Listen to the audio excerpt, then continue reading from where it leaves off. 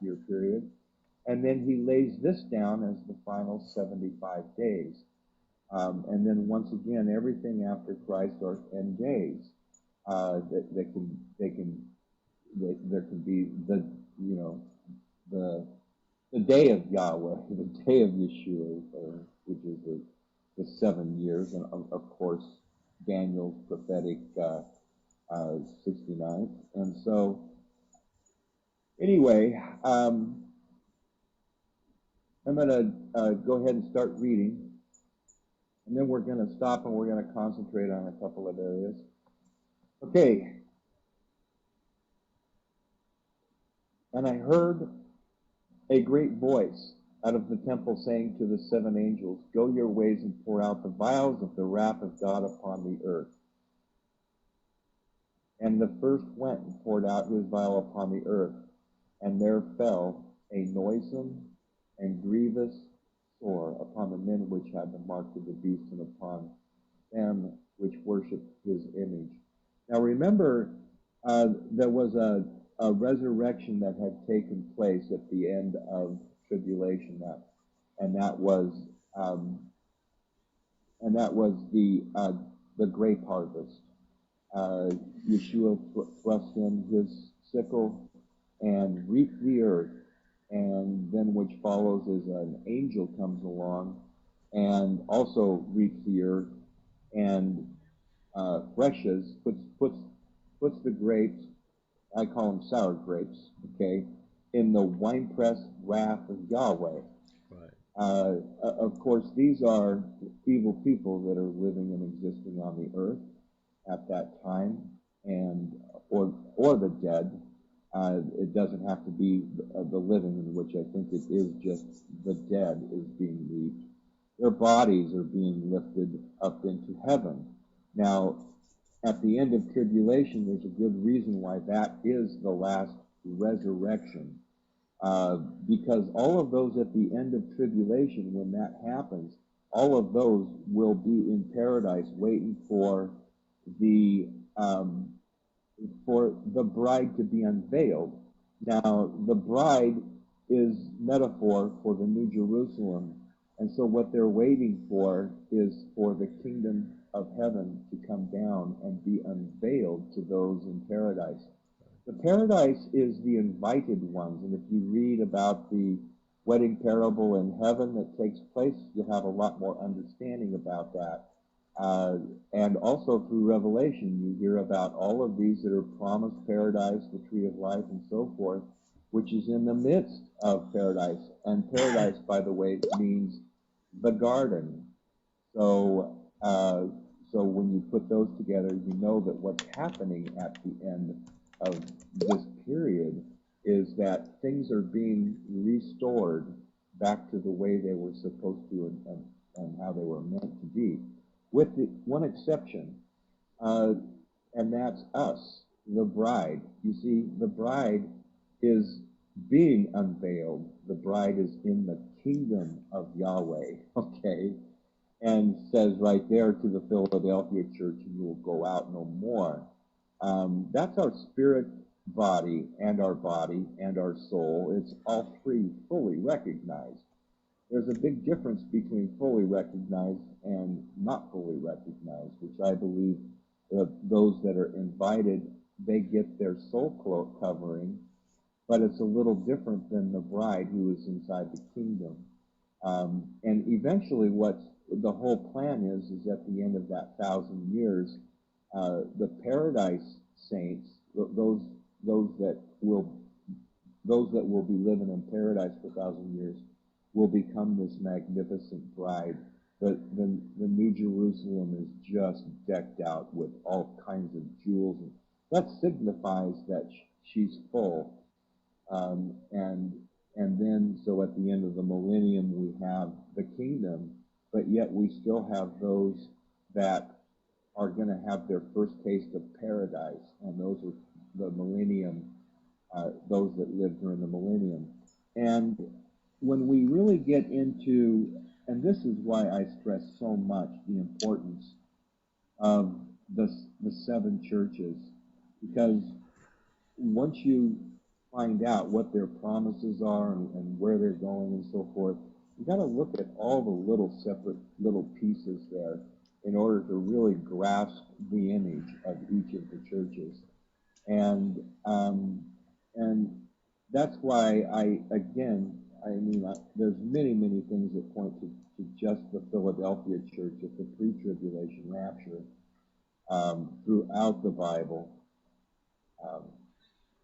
And others that will come. I mean, there's a lot of people, there's a lot of confusion out there. There's a lot of really good scholars, people that are studying the Word, just like we do here. And, I personally believe that, a lot of them have some things that are just off a little bit, or they're not completely filling the the things that are spoken about. In other words, maybe they haven't completely studied each and every piece of the Word to find out what everything is alluding to or means. And Revelation, of course, is full of all types of metaphors. It's almost every verse. There's something metaphor there. It's just like, don't hurt the trees and don't hurt the grass. Which could be a strong allusion to Gentile and Jew. If you've done some due diligence and you've actually dug in and looked up. Now, many times there's duality that's used in a lot of these words. What I mean by that is, grass, it could actually mean grass, okay? But there could also be a strong metaphor that works with that is actually Gentile. And so there's a lot of things to look at, and there's a lot of things to discover. Don't take anything for granted, okay? Don't take, one word and say, oh, okay, well, there's going to be fire on the earth, and 1/3 of all the grass is going to be burnt up to a crisp. Okay, got it. So, see you later. I'll go to the next verse. These are little things that is real important to just dig in and find out all about that. And it's just a matter of doing some parallel searching. And you may even go out and just dig around on the internet and see what other people are saying. And if what they're saying lifts your heart, then do the due diligence and go back into the Bible and do a search for that and see if that's really what you're getting from Yahweh too. So anyway, just pointing a couple of those. I know I'm long-winded and I go on and on and on about a lot of details, but first of all, I gotta tell you, I'm the kind of personality, I don't take other people's words unless I've done some research. And I usually like to research things that, things that have a puzzle to them. In other words, it's things that people have just got built into their mindset that it's this way and there's no other way. Those are the kind of things that I typically dig into, and I will check to see if that's absolute.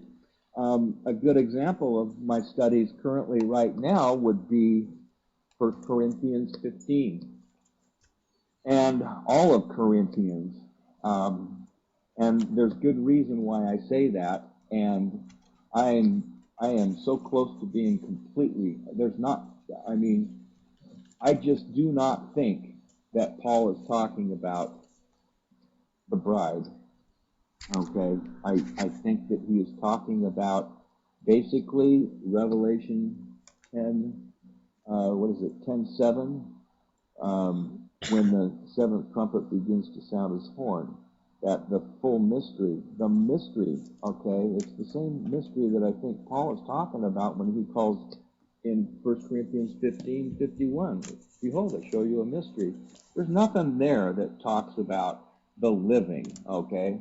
And just some extra notes,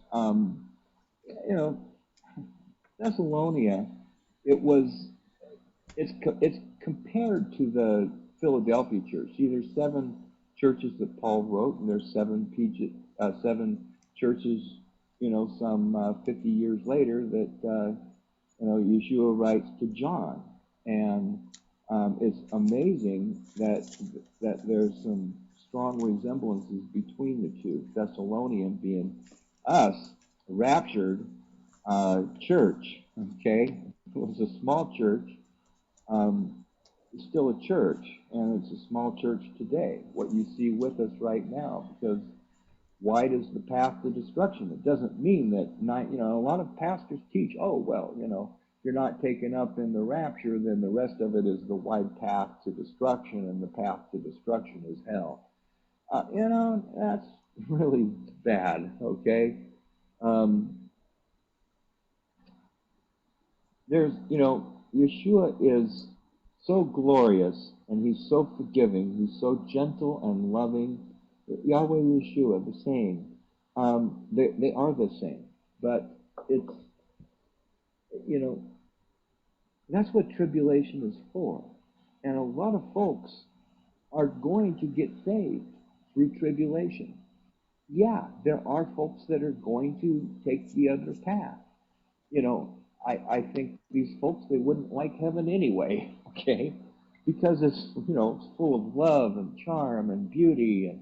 And these people, they've never liked beauty and charm and love, and they've never given 1 second of time to Yeshua, but instead worshiped darkness. And so, I mean, but he's so loving that he actually gives even those at the very end, which is going to be coming up here pretty quick, a chance to live 1,000 years in the new millennium underneath the rule of Yeshua,